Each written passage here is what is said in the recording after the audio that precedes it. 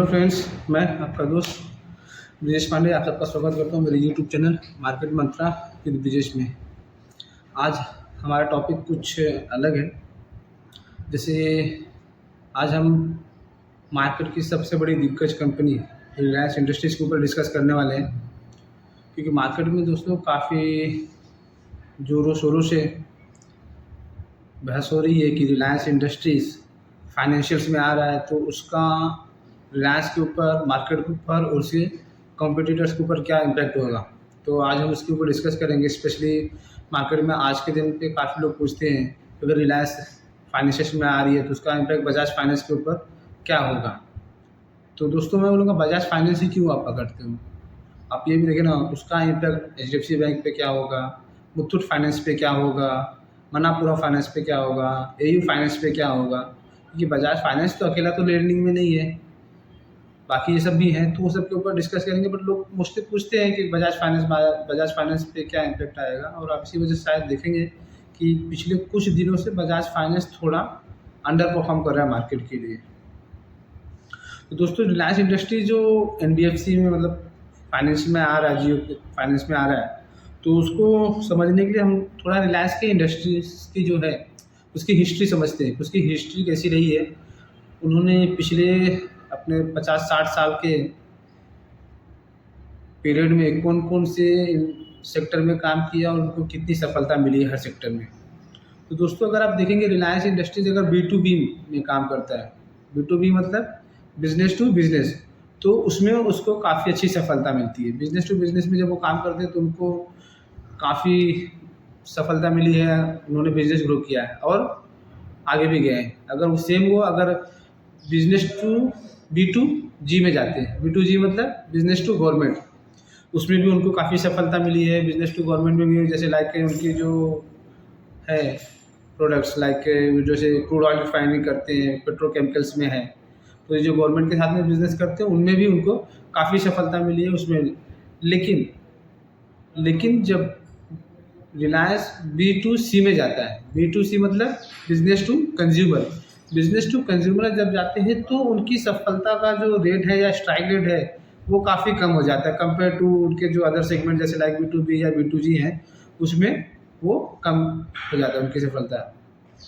तो अब ये फाइनेंशियल जो कंज्यूमर लोन में आ रहा है, तो कंज्यूमर लोन में अगर वो आएंगे तो फिर वो हर वो काम करेंगे जो आज के दिन पे बजाज फाइनेंस कर रहा है। लाइक पर्सनल लोन करेंगे, कंज्यूमर लोन करेंगे, बिजनेस लोन करेंगे, होम लोन करेंगे, तो वो सब लोन करेंगे। तो अब ये सब लोन करने के बाद बजाज फाइनेंस को कितनी टक्कर दे पाएंगे, क्या करेंगे, वो आज हम समझेंगे इस वीडियो में। तो आपको अच्छा देखो, आपको दोस्तों पता होगा कि बीच में ना ये पूना वाला फिनकॉप, ये जो है ये भी बजाज के नक्शे कदम पे चलते हुए उन्होंने भी कंज्यूमर बिजनेस में आए थे, और जब उनकी शुरुआत हुई थी बहुत ज़ोर शोर से ताम झाम के साथ में आए थे, बहुत हो हल्ला हुआ था उनका भी। लेकिन उसके बाद पूना वाला जो है वो बीच में कहाँ पे अटक गए, कहाँ पे रह गए, आजकल कुछ पता नहीं चल रहा है। क्योंकि उनकी जो हिस्ट्री आप देखेंगे तो आज के टाइम पे पूना वाला फिनकॉप है, कहाँ पे है, क्या कर रहा है, कुछ पता नहीं चल रहा, वो बीच में कहीं पे तो अटक गए हैं। ये रिलायंस ने 2002-03 में करीब 2002-03 में इन्होंने शुरू किया था एक बिज़नेस ज्वेलरी और सन ग्लासेस का, चश्मा वगैरह ऐसे बेचते थे। तो उसमें भी ये उतरे थे, लेकिन उसमें भी ये कुछ खास कर नहीं पाए। ये मतलब ज्वेलरी में गए और चश्मा वगैरह सब बेच रहे थे, लेकिन उसमें ये गए थे तो मेन इनका कंपटीटर था वहाँ पे टाइटन।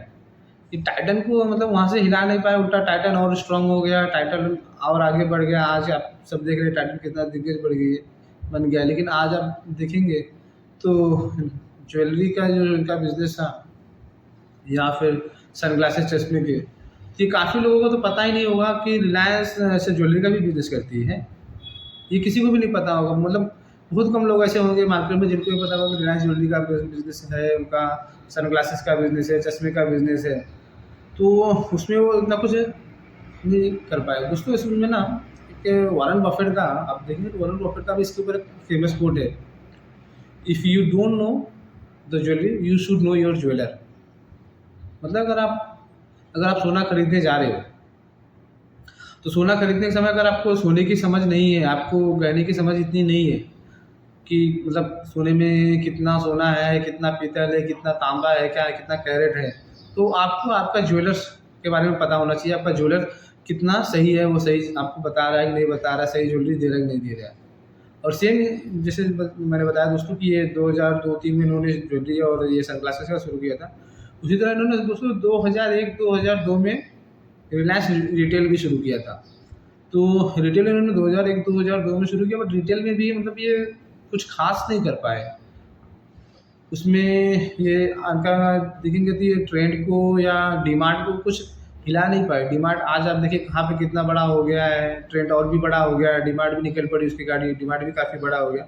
बट रिलायंस अभी भी है मतलब जो इस हिसाब से होना चाहिए था, ग्रोथ जो होना चाहिए था, वो बाकी जिस सेक्टर में जैसे मैंने बताया कि अदर चीज़ों में रिलायंस को जो सफलता मिली है, तो रिटेल में उनको वो सफलता नहीं मिली। तो वो एक चीज़ है कि मतलब जैसे ही Reliance business to consumer segment में जाता है, तो वो सफलता वहाँ पे उसको मिल नहीं पाती है।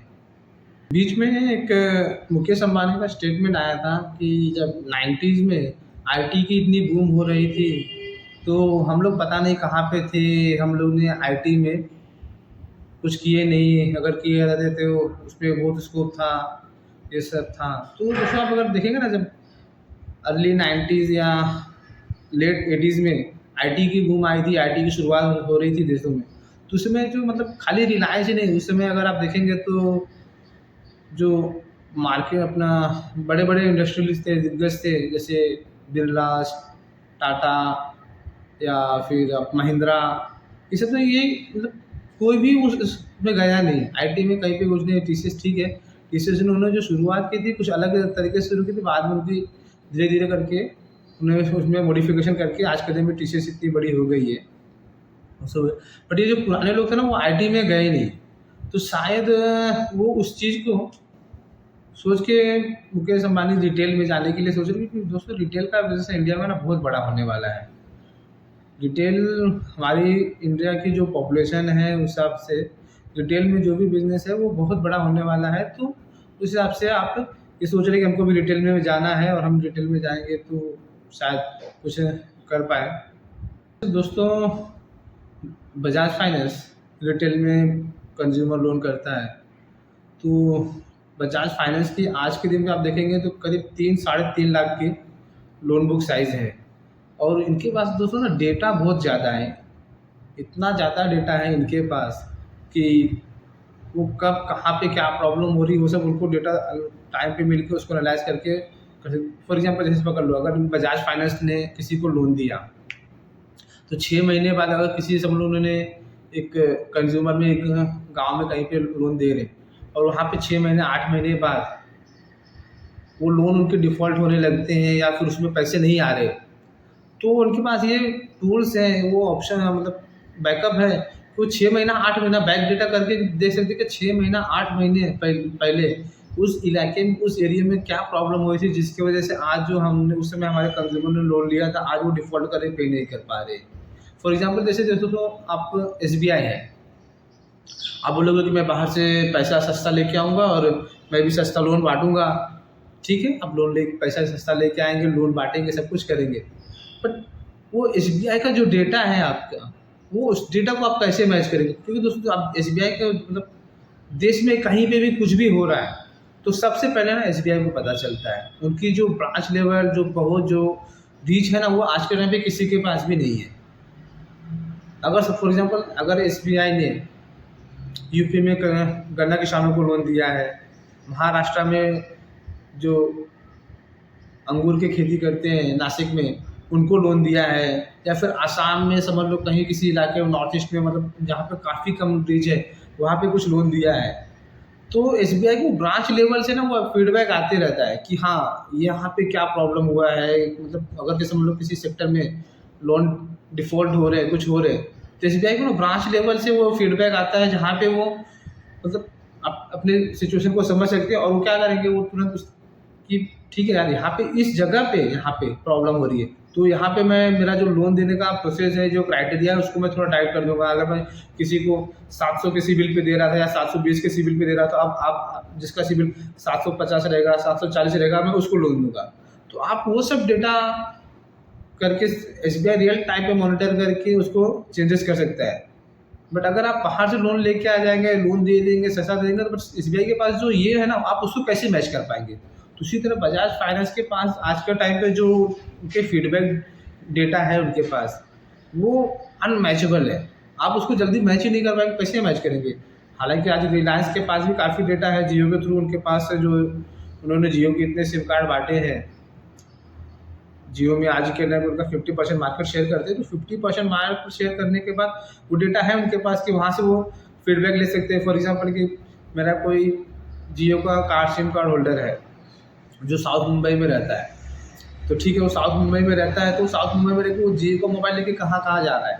वो ताज में जा रहा है खाना खाने, वो मूवी देखने कहाँ पे जा रहा है, ये घूमने कहाँ पे जा रहा है, आउटडोर कहाँ पे जा रहा है। बैंगलोर में कोई है तो बैंगलोर में कौन से इलाके में रहता है, दिल्ली में है तो दिल्ली में कहाँ पे रहता है, कॉर्नर प्लेस में रहता है, चांदनी चौक में रहता है, कहाँ पे रहता है, वो लेके फिर कहाँ पे ये डेटा उनके पास तो है कि जहाँ से उनको काफ़ी डेटा मिल सकता है कि मेरे जो कस्टमर हैं वो कहाँ पैसा जाके खर्चा कर रहे हैं और कहाँ से पैसा लेके आ रहे हैं। और मतलब उनका मतलब पब्लिक का उनको लाइफस्टाइल का एक थोड़ा आइडिया वहाँ से जियो से उनको मिल जाएगा। बट वही चीज़ है कि अगर सब लोग आपको लाइफस्टाइल पता है, ये सब है दोस्तों। पैसा लेने के बाद ना दो चीज़ होती है, आपको सिविल जो बताएगा ना, सिविल बताएगा कि आपकी कैपेसिटी है पैसा देने की कि नहीं देने की है, ये आपको सिविल से पता चल जाएगा। लेकिन सामने वाले की नीयत वो पैसा देने की है कि नहीं है, वो सिविल से नहीं पता चलता। फॉर एग्जाम्पल अगर मैं कोई या XYZ कोई भी है, मैंने आपसे किसी भी बैंक से XYZ से जाके लोन ले लिया और मैंने पैसा देने की नीयत ही नहीं है, तो फिर आप कैसे करोगे?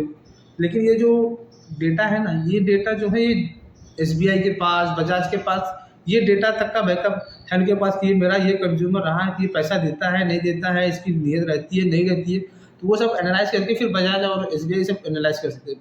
तो इसलिए एसबीआई को या बजाज फाइनेंस को मतलब मैच करना कंज्यूमर सेगमेंट में काफ़ी मुश्किल होने वाला है।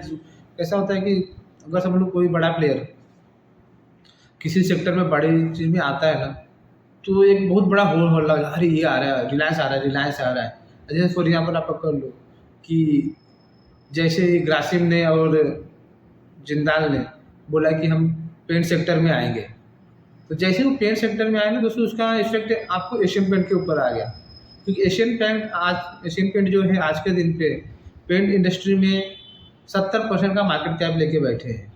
तो ऑब्वियसली अगर कोई बड़ा प्लेयर, डोमिनेंट प्लेयर आ रहा है जिसके पास पैसा है, जो पैसा खर्चा कर सकता है, कैपेक्स कर सकता है इनिशियल स्टेज में, तो वो आएगा तो वो किसका मार्केट शेयर लेगा? ऑब्वियसली है कि जो सबसे जिसके पास सबसे ज़्यादा मार्केट शेयर उसी के पास से लेगा। तो आज के दिन में एशियन पेंट के पास मार्केट का 70% मार्केट शेयर है। तो इसलिए वहाँ पे जैसे फॉर एग्जाम्पल यही मैं बोलूँगा, अगर सीमेंट सेक्टर में आप देखेंगे तो सीमेंट सेक्टर में मुश्किल से दोस्तों गिन चुन के 4-5 प्लेयर हैं, लाइक अंबुजा, ग्रासिम, अल्ट्राटेक, ये मतलब 4-5 प्लेयर है। तो अगर इसी तरह अगर उसमें अगर कोई आता है, सीमेंट सेक्टर में कोई बड़ा प्लेयर आता है तो वहाँ पे हो सकता है। बट ये जो फाइनेंसिंग का है ना, कंज्यूमर फाइनेंस या लोन्स वगैरह ये सब, तो इसमें बहुत सारे छोटे मोटे बहुत प्लेयर बड़े हैं और उसमें करने के लिए काफ़ी चैलेंजेस आएगी रिलायंस को।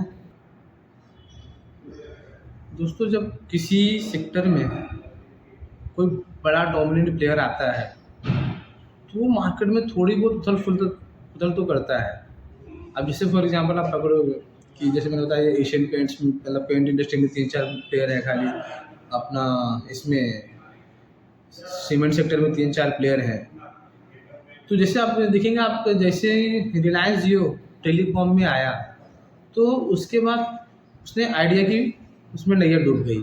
अब आइडिया की नैया डूब गई क्योंकि आइडिया का वोडाफोन के मर्जर के बाद वो बहुत बड़ी कंपनी बन चुकी थी और उनके पास कर्जा बहुत ज़्यादा आ गया था।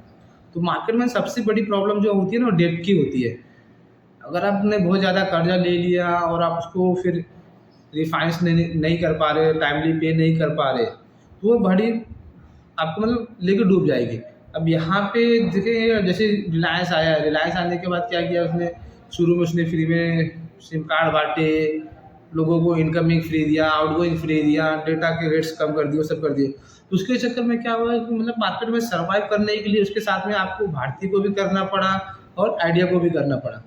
तो आइडिया का क्या हुआ कि आइडिया का जैसे ऑलरेडी उनका कर्जे में इतने थे और वो पैसा लेके काम कर रहे थे, तो इस हिसाब से पैसे का वजह से जब उनकी लोन रीपेमेंट की कैपेसिटी धीरे धीरे कम होती गई और कर्जा वो बढ़ता गया, उस इंटरेस्ट उनके ऊपर चढ़ता गया, तो उसकी वजह से देखेंगे आप आज के दिन पे आइडिया का ये प्रॉब्लम। तो ये जो डेप्ट होती है ना दोस्तों, कर्जा, ये बहुत बड़ी समस्या होती है। तो मोस्ट ऑफ द कंपनियां जो डूबती है ना, इसी वजह से डूबती है। क्योंकि अभी देखो बीच में जो अडानी का इशू हुआ था, अडानी का इशू क्यों हुआ था कि अडानी के ऊपर भी मतलब यही था कि इन्होंने लोन बहुत ज़्यादा ले ली है और इनकी इनकम उतनी नहीं है। फिर भी दोस्तों ना, आप मार्केट में जाएंगे, किसी को भी बोलेंगे, मतलब कुछ बात ऐसा करेंगे, तो आज के दिन में हर कोई बोलता है रिलायंस ले लो, रिलायंस बढ़ जाएगा, रिलायंस बढ़ जाएगा। तब अगर रिलायंस बढ़ जाएगा तो एक काम करते हैं हम ना, रिलायंस के जो बिजनेसेस हैं उसको 3-4 जो उनके वर्टिकल्स हैं उसमें डिवाइड करके समझते हैं कि अगर रिलायंस यहाँ से क्या कैसा कर सकता है, उसके जो 3-4 मेन वर्टिकल्स हैं, तो उसमें कहाँ पे उसको कितना रेवेन्यू आ सकता है, कहाँ पे बढ़ सकता है। उसमें पहला जो आता है उनका मेन बिजनेस, कोर बिजनेस है, जो वहाँ से उन्होंने शुरू किया था, पेट्रोकेमिकल्स एंड रिफाइनरी, जिसमें वो क्रूड ऑयल रिफाइन करते हैं और गवर्नमेंट को पेट्रोल वगैरह भरते हैं, जो उनका गवर्नमेंट टू अपना बिजनेस टू गवर्नमेंट है। तो उस सेक्टर में आप देखेंगे तो क्या होता है कि आप देखेंगे तो एक जो ये बिजनेस है ना, एक साइक्लिकल बिजनेस है। इसमें आपका क्रूड का आप प्राइसेस देखेंगे तो काफ़ी लंबे समय तक एक रेंज में रहता है। आप उसमें रेंज में ही घूमता रहेगा, बहुत ज़्यादा ऊपर या ज़्यादा नीचे नहीं जाता। एक चीज़ तो ये, दूसरा चीज़ ये कि इसके ऊपर ना गवर्नमेंट का कंट्रोल है। अगर क्रूड की प्राइसेस सडनली बहुत ज़्यादा गिर जाते हैं तो फिर गवर्नमेंट आपको उसमें उतना कमाने नहीं देती है, और क्रूड के प्राइसेस अगर सडनली आपको बढ़ गए तो उसमें आपको गवर्नमेंट कुछ ना कुछ टैक्स लगा के, जैसे आपने बीच में देखा होगा कि गवर्नमेंट ने विंडफॉल टैक्स लगा के लोगों के जो ये कंपनियाँ थी उनके प्रॉफिट कम कर दी। तो वो हिसाब से ये ना एक मतलब गवर्नमेंट रेगुलेटेड साइक्लिकल बिजनेस है, तो उसमें रिलायंस को बहुत ज़्यादा फ़ायदा नहीं हो पाता है। तो उसमें मतलब रिलायंस अच्छा है, सस्टेन करेगी, उसमें उस सेक्टर में ग्रोथ आती रहेगी स्टडी, बट उसमें मतलब आप जैसा बोलते हैं ना कि टर्न अराउंड, या फिर आप बोलेंगे बहुत बड़ा रिटर्न आ जाए उससे, पेट्रोकेमिकल्स एंड रिफाइनरी से, तो ऐसा नहीं होता है। एक टाइम था दोस्तों कि गवर्नमेंट जो हुआ करती थी हमारे देश की, वो रिलायंस के जो बिजनेसेस थे, हम या फिर जो बड़े घराने थे एक दो, उनके बिजनेस को ना गवर्नमेंट भी प्रमोट करती थी, उनको भी बोलती थी इनको आगे बढ़ने दो यार, इनको आगे बढ़ाओ, ये आगे बढ़ेंगे तो देश में रोजगार लेके आएंगे, गवर्नमेंट की इनकम होगी, देश तरक्की होगा, ये सब चलता रहा। लेकिन आज के समय में आप देखा जाएगा ना, पूरा ओपन हो चुका है, मतलब हर किसी के लिए आप इक्वल अपॉर्चुनिटी दे रहे हो। आपके पास अगर स्किल है या आपके पास रिसोर्सेज, तो आप उसमें आप बढ़ सकते हो, उसमें आप आगे जा सकते हो। अब दूसरा इनका जो मेन बिजनेस है दोस्तों रिलायंस का, टेलीकॉम, टेलीकॉम में जो इनका जियो है, जियो से इनको इनकम आ रही है। तो दोस्तों एक कहावत है आज के टाइम पे कि दुनिया भर में उतने टूथब्रशेस नहीं है जितना आज के टाइम पे सिम कार्ड या मोबाइल है लोगों के पास। तो मतलब ये बिजनेस आपका इतना पेनिट्रेट हो चुका है कि आप उसमें आप क्या करोगे। फॉर एग्जांपल अगर देश की आज जो आबादी है आज के दिन में 120-30 करोड़ है, अब 120-30 करोड़ में आपने 60-70 करोड़ सिम कार्ड ऑलरेडी बांट दिए हैं। अब इसमें डुअल पॉलिसी है, एक रिलायंस मेन प्लेयर है, दूसरा भारतीय मेन प्लेयर है। अब आइडिया है किसी तरह सर्वाइव कर रहा है, कब तक सर्वाइव करेगा क्या करेगा पता नहीं, बट आज के दिन हम खाली ये अपना भारतीय और जियो को पकड़ के चलते हैं। तो अगर इन दोनों का बिजनेस देखेंगे तो इसमें भी मतलब आपने ऑलरेडी सेचुरेशन लेवल पे पहुंच चुके हैं। उस आपने दोस्तों देखा होगा पिछले 3-4 साल में जो रिलायंस डबल हुआ, तो रिलायंस डबल होने के 2 कारण थे। एक तो उनका जियो में जो बिजनेस हुआ, जियो में जो आए उन्होंने काफ़ी एग्रेसिव मार्केटिंग की, तो उन्होंने वहाँ पे आइडिया और भारती से उनके मार्केट शेयर लिए उनके। क्योंकि आप देखो हमारे देश में ना, आप फ्री में बांटने बैठो ना तो दुनिया लाइन लगा के आके ले लेती है। अब फ्री की सामान किसी को बुरी नहीं लगती है।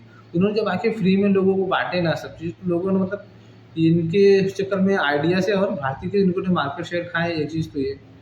दूसरा दोस्तों कि ये जो आपने बीच में देखा कि इन्होंने काफ़ी सारे इनके रिलायंस के ऊपर जो कर्जे थे, तो उन्होंने अपना स्टेक सेल करके या फिर प्राइवेट अपना स्ट्रेटेजिकल इन्वेस्टर लाके इन्होंने अपने डेब्ट कम कर दिए। तो ये 2 कारण थे जिसकी वजह से रिलायंस की रीरेटिंग हुई और रिलायंस अपना 1100 वाला 2600-2700 रिलायंस हो गया।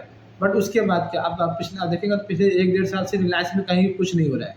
वही 2700-2800 वाला रिलायंस 2200-2300 नीचे साइड में, ऊपर साइड में वापस से 2400-2500-2600 इसी रेंज में घूम रहा है। अब इस अब इसके बाद क्या, तो यहाँ पे भी ये काफ़ी पेनिट्रेटेड है टेलीकॉम में। अब बोलेंगे उसमें कि हाँ ठीक है, रिटेल में टेलीकॉम में ग्रोथ है, बट क्या ग्रोथ है उसमें? आपकी क्या मतलब ले दे के जो कंज्यूमर वही वापस हर महीने रिचार्ज करेंगे, आपको हर महीने वही आपको पेमेंट करेंगे। तो आपको मार्केट शेयर करने का, आप जब एक सिचुएशन लेवल पहुँच जाते हैं तो वहाँ से बहुत ज़्यादा ग्रोथ नहीं होती है। अब तीसरा इनका जो बिज़नेस है दोस्तों, जैसे मैंने बताया रिटेल। रिटेल में इनके पास जो, जैसे मेरा रिटेल का 2001-2002 से रिटेल में है, बट उसमें कुछ बहुत ज़्यादा ये ग्रोथ नहीं कर पाए हैं। तो रिटेल में वैसे इनका जो ये रिलायंस इलेक्ट्रॉनिक्स है वो काफ़ी अच्छा है। उसमें आप देखेंगे तो थोड़ा ट्रैक्शन दिखता है, उसमें लोग जाते हैं, खरीदते हैं। बट अभी भी मतलब वो उस लेवल तक पहुँचा नहीं है कि आपको वहाँ का उस सेक्टर का डोमिनेट प्लेयर बन जाए या कुछ हो। बट वैसे अगर समझ लो दोस्तों, अगर ये इसमें डिटेल्स में आते हैं, जैसे जियो फाइनेंस में आते हैं, तो ये यहाँ पे जो इनका रिटेल है, इलेक्ट्रॉनिक्स है या कंज्यूमर, इसमें ये क्रॉस फाइनेंसिंग कर सकते हैं कि भाई मैं रिलायंस इलेक्ट्रॉनिक्स में गया, टीवी लेने गया, फ्रिज लेने गया, लैपटॉप लेने गया, कुछ ले गया, तो उसकी फाइनेंस मैंने रिलायंस जियो फाइनेंस से करा दी। तो वो एक इनके पास ऑप्शन होगा कि वो क्रॉस वहाँ पे फाइनेंस करा सकते हैं वो। बट वो भी जैसे मैंने बताया कि रिलायंस रिटेल का जो है मतलब इतना ज़्यादा ग्रोथ नहीं कर पाया है। फिर उसके बाद उनका आता है ज्वेलरी का बिजनेस, ज्वेलरी के और सनग्लासेस के। तो ज्वेलरी में दोस्तों टाइटन आज भी डोमिनेंट प्लेयर है, इतने सालों से है रिलायंस के सेक्टर में, लेकिन उसमें कहीं पे कुछ बड़ा ग्रोथ नहीं कर पाया। दूसरा चीज़ कि दोस्तों, अगर समझ लो किसी को ज्वेलरी लेना भी है ना, तो वो क्या करेगा, वो अपने आसपास के नियर बाय के जो उसके जो पहचान वाले ज्वेलर्स रहते हैं वहाँ पे जाके वो ज्वेलरी ले लेता है। ऐसा नहीं कि मतलब वो कहीं पे जाएगा दूसरे किसी के पास लेगा, वैसा कुछ होता नहीं है। तो एक चीज़ तो ये, तो ज्वेलरी में भी मतलब ऐसा कुछ नहीं कर सकते। 10-12% से ज़्यादा या 13% मैक्सिमम, 13-14% से ज़्यादा इनकी ग्रोथ नहीं आने वाली है। टेलीकॉम में भी 13-14% से ज़्यादा ग्रोथ नहीं आने वाली, क्योंकि आपने हर किसी को तो यार सिम कार्ड बेच दिया, अब क्या करोगे? अब इसमें आप बोलोगे इनका 5G आएगा, 5G में इनकी रेवेन्यू बढ़ेगी, तो 5G आएगा, 6G आएगा, 7G आएगा, ये GG आता रहेगा। लेकिन ये GG फ्री में नहीं आएगी। इनके लिए जी लगाने के लिए आगे 5G, 6G, 7G, उसके लिए कैपेक्स लगेगा, उनको पैसा डालना पड़ेगा। तो मतलब आप इनिशियली आप पैसा मार्केट से उठाओगे, उसको इन्वेस्ट करोगे, फिर आप उसका आप करोगे। वैसे दोस्तों, आप जैसे देखो रिलायंस जियो ने 5G लॉन्च कर दिया है, काफ़ी शहरों में 5G उन्होंने लॉन्च किया। तो दोस्तों जिसमें से रिलायंस का 5G मैं भी यूज़ कर रहा हूँ और एयरटेल का भी 5G यूज़ कर रहा हूँ। दोस्तों मेरा जो पर्सनल एक्सपीरियंस रहा है कि मतलब जियो का 5G उनके 4G से भी ख़राब है यार, कुछ नेटवर्क ही नहीं मिलता है। और एयरटेल का देखेंगे तो एयरटेल का जो 5G है वो अभी भी 4G के लेवल पे बना हुआ है, मतलब उसमें कुछ ज़्यादा अपग्रेडेशन हुआ नहीं है। तो सबसे बड़ा बिजनेस है petrochemicals and refinery. Petrochemicals refinery में दोस्तों ये 8-9% से ज़्यादा ग्रोथ नहीं कर सकते, कि जैसे मैंने बताया कि वो गवर्नमेंट रेगुलेटेड है, उसमें गवर्नमेंट का इंटरफियरेंस है। जब भाव कम आते हैं तो भाव कम हो जाते हैं, जब भाव बढ़ता है, कमाने का टाइम आता है, तो गवर्नमेंट इंटरफियरेंस करके ये टैक्स वो टैक्स कुछ ना कुछ लगा के आपका प्रॉफिट मार्जिन कम कर देती है। तो उसमें ये 8-9% से ज़्यादा मुझे नहीं लगता कमा सकते हैं। रिलायंस की री-रेटिंग होने की एक चांसेस है जो मुझे लगता है, और वो शायद उनको करना ही पड़ेगा या आगे चल के करेंगे भी। अगर ये जियो की नैस्डैक लिस्टिंग कर दे, अगर ये जियो की नैस्डैक लिस्टिंग करते हैं तो उसमें रिलायंस की रेटिंग हो सकती है। बट वो जो नैस्डैक लिस्टिंग करनी है उनको तो ऐसा नहीं, मतलब जियो की जो है होल्डिंग कंपनी करके आप वहाँ पे लिस्ट करेंगे तो फिर मतलब नहीं होगा, मतलब आप उसी का इंक्लूडेड है रिलायंस में।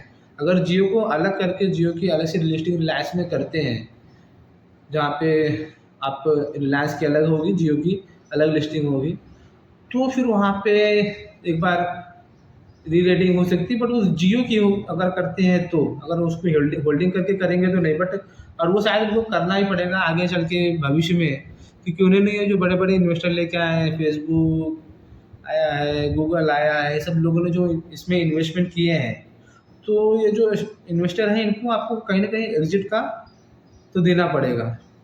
तो एग्जिट देने के लिए इनको शायद कभी ना कभी ये करेंगे। तो अगर वो नैस्डैक की लिस्टिंग जियो की कभी होती है, जियो को ये पिछले 2-3 साल से चल रहा है कि हम जियो को नैस्डैक पे लिस्ट करेंगे, नैस्डैक पे अलग से लिस्ट कराने की इनकी प्लानिंग चल रही है, पिछले 2-3 साल से हम सुन रहे हैं, बट वो कब करेंगे पता नहीं। अगर इन केस उसको करते हैं तो वहाँ पे एक अच्छी जियो में तेज़ी बन सकती है, रिलायंस में तेज़ी बन सकती है, जो रिलायंस को ऊपर यहाँ से लेके जाएगा। बाकी दूसरा और तो कुछ ऐसा लग नहीं रहा है दोस्तों। मुझे नहीं लगता कि रिलायंस में कोई सेक्युलर ग्रोथ आएगी।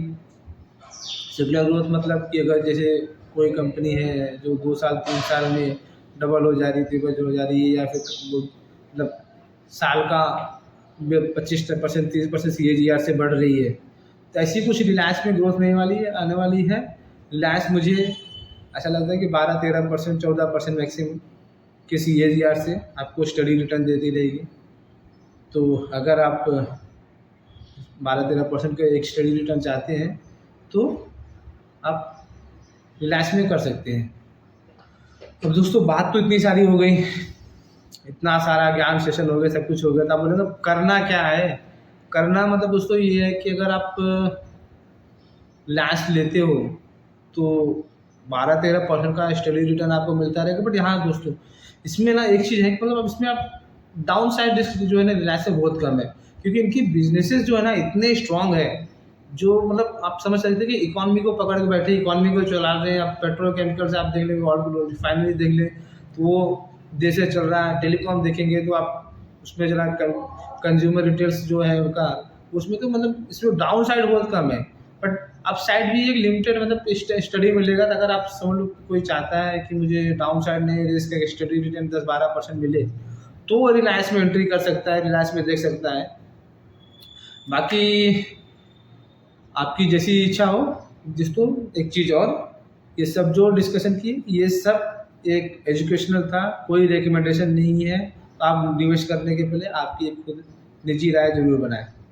तो दोस्तों फिर मिलते हैं अगले किसी इस तरह के वीडियो में। Thank you.